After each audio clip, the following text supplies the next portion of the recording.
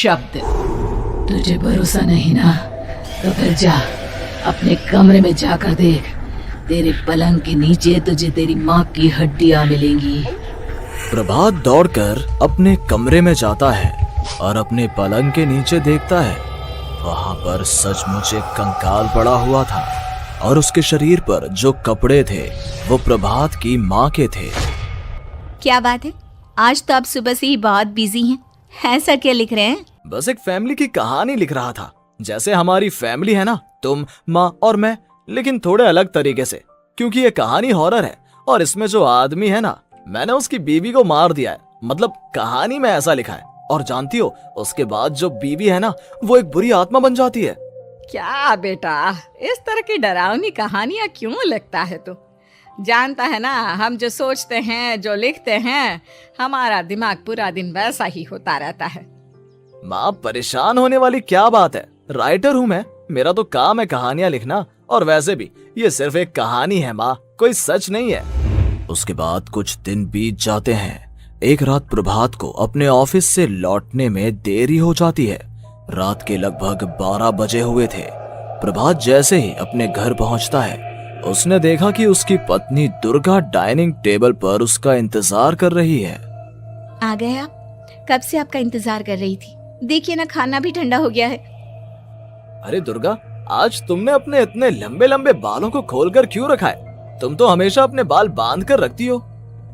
वो क्या है ना प्रभात, जब इंसान अपनी जिंदगी से मुक्त हो जाता है ना, तो उसे दूसरे सारे बंधन खोल देने चाहिए। इसलिए मैंने अपने बालों के बंधन भी खोल दिए। ये तुम किस तरह की बातें कर रही हो? तुम ठीक तो हो? मैं बिल्कुल ठीक हूँ प्रभात। अच्छा चलो खाना खाओ। वो क्या है ना दुर्गा, मुझे भूख नहीं है। ऑफिस में कुछ खा लिया था। कोई बात नहीं, मैं तुम्हारे लिए एप्पल काट देती हूँ, एप्पल खा लो। नहीं दुर्गा, मुझे नहीं खाना है, मेरा मन नहीं है यार। तभी अचानक से दुर्गा अपने हाथ में एक बड़ा सा चाकू लेकर प्रभात पर हमला कर देती है। प्रभात अपने आप को बचाने की कोशिश करता है। आज मैं तुझे नहीं छोड़ूंगी, तुझे अपने साथ लेकर जाऊंगी अपनी दुनिया में। ये क्या बोल रही हो तुम? तुम्हारा दिमाग खराब हो गया है। आखिर तुम हो कौन? दुर्गा अपनी गर्दन टेढ़ी करते हुए बोलती है। मैं दुर्गा हूँ, तुम्हारी पत्नी। ध्यान से देखो मेरी आंखों में। प्रभात बुरी तरह से डर जाता है और घबराहट में वो चाकू अपनी पत्नी के पेट में मार देता है। उसकी पत्नी की वहीं के वहीं मौत हो जाती है और उसकी चीख की आवाज सुनकर उर्मिला दौड़ते हुए बाहर आती है। ये तूने क्या किया प्रभात? तुमने अपनी पत्नी का खून कर दिया, लेकिन तू तो उसे बहुत प्यार करता था बेटा।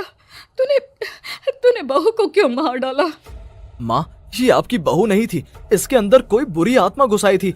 मैं नहीं जानता ये सब कैसे हो गया, लेकिन वो मुझ पर हमला कर रही थी, मुझे मारने की कोशिश कर रही थी। माँ, मैंने कुछ नहीं किया। ये तूने क्या कर दिया बेटा?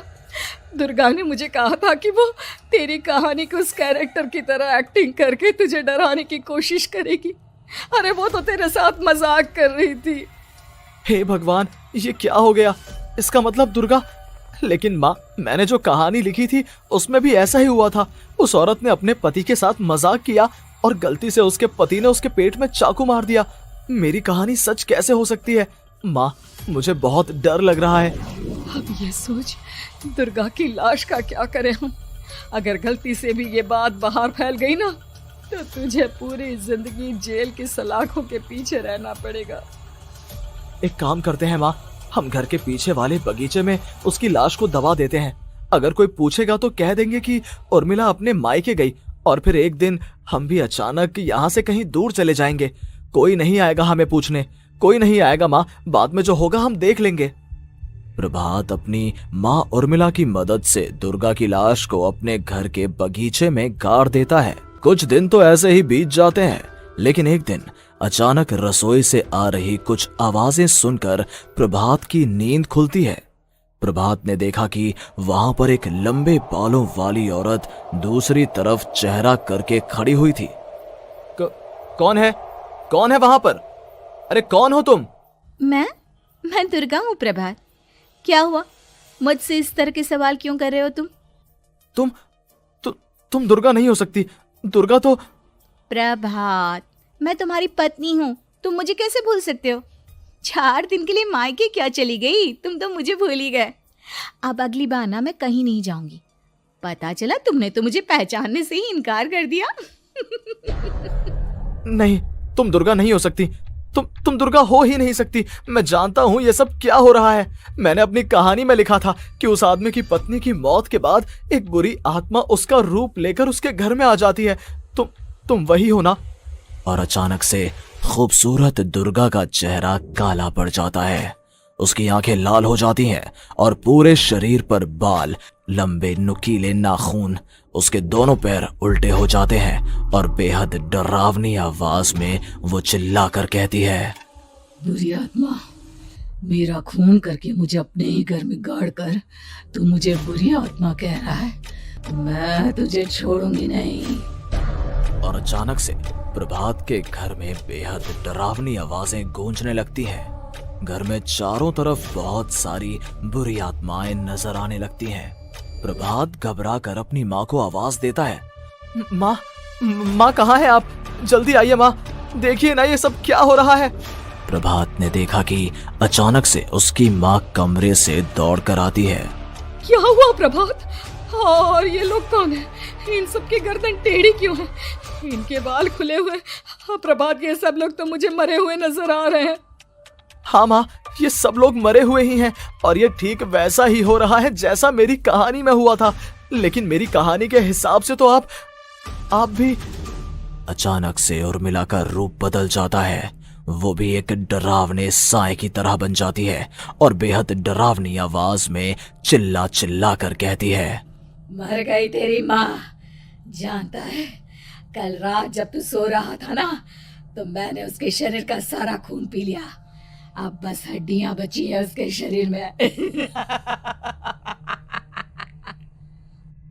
नहीं, ऐसा नहीं हो सकता। ऐसा बिल्कुल नहीं हो सकता। मेरी माँ नहीं मर सकती। तुझे भरोसा नहीं ना? तो फिर जा, अपने कमरे में जाकर देख। तेरे पलंग के नीचे तुझे तेरी माँ की हड्डियां मिलेंगी। प्रभात दौड़कर अपने कमरे में जाता है और अपने पलंग के नीचे देखता है।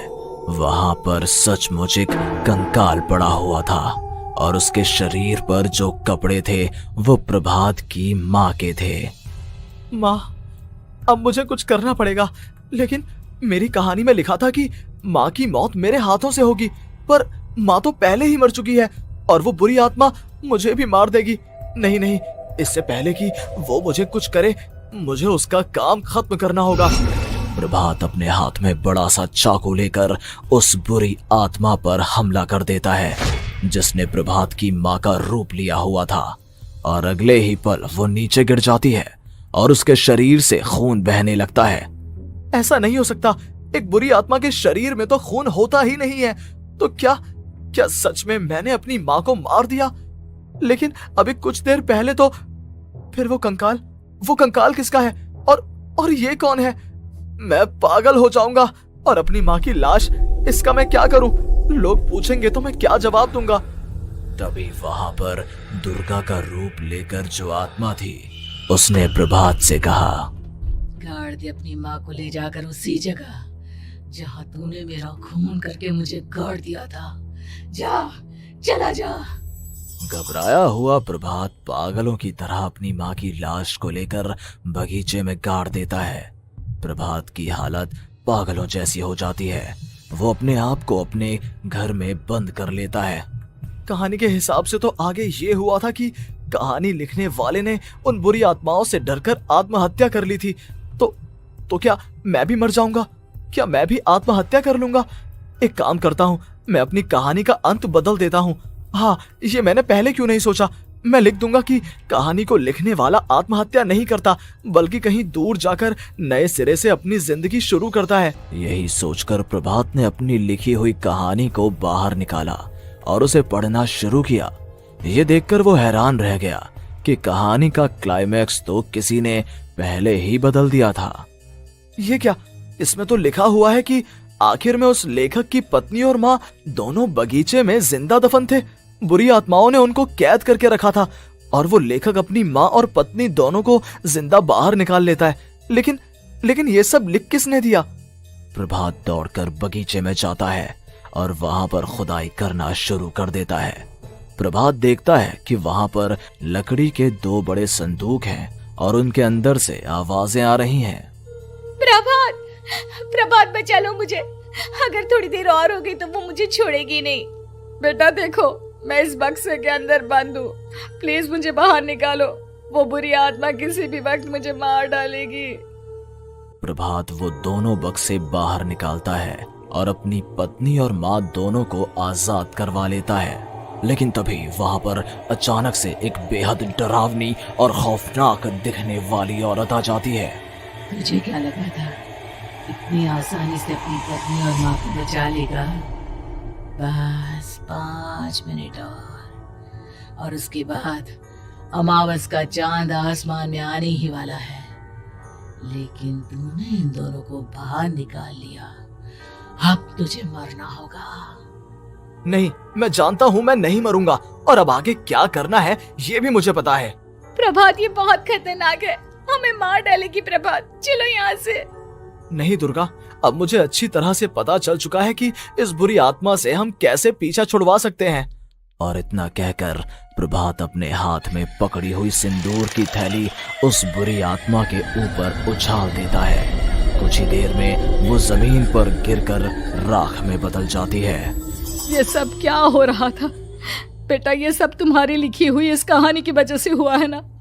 नहीं माँ, पहले मुझे भी ऐसा ही लगा, लेकिन बाद में पता चला कि बरसों पहले हमारे इस बगीचे की जमीन के अंदर किसी को जिंदा गाड़ दिया गया था और बस उसी औरत की आत्मा हमें परेशान कर रही थी। उसी ने मेरे शब्दों में जान डालकर उस कहानी को जिंदा कर दिया था। मुझे माफ कर दो प्रभात, मैंने आपकी कहानी के साथ छेड़छाड़ की थी और उसे बदल दिया था। माफी मांगने की जरूरत नहीं है दुर्गा, तुम्हारे उस बदलाव की वजह से ही आज हम सब जिंदा हैं, क्योंकि आखिर में कहानी में वो हुआ जो तुमने लिखा था।